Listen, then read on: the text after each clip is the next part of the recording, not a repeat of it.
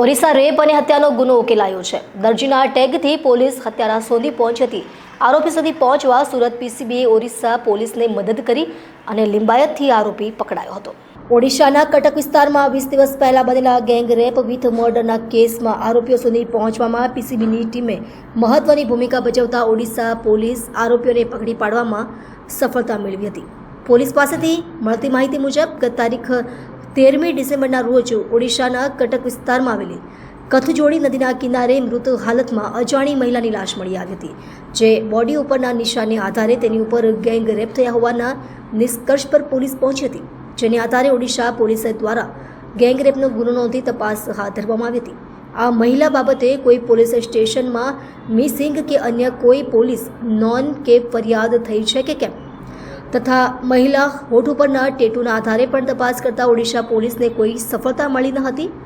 આ દરમિયાન ગુનાવાળી જગ્યાએ નજીકથી લોહીના નિશાનવાળું એક પેન્ટ મળી આવ્યું હતું, જે પેન્ટમાં ન્યૂ સ્ટાર ટેલર્સ તથા ગુજરાતી ભાષામાં પેન્ટના મેજરમેન્ટના આંકડા લખેલી કાપલી મળી આવી હતી, જે આધારે ઓડિશા પોલીસે સુરત પોલીસને આ મામલે જાણ કરી મદદ કરવા જાણ કરી હતી।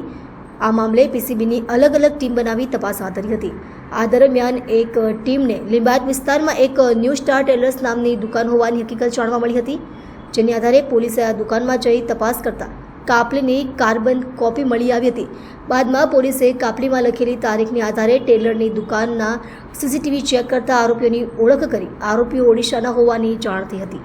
સુરત પોલીસે ઓડિશા પોલીસને આરોપીઓના નામ, મોબાઈલ નંબરની માહિતી આપી હતી, જે હકીકતના આધારે ઓડિશા પોલીસે 3 આરોપીઓને પકડી પાડી હકીકત પૂછતા 3 આરોપીઓએ ભેગા મળી મહિલા સાથે ગેંગ રેપ કરી તેની હત્યા કરી નદી કિનારે લાશ ફેંકી દીધી હતી।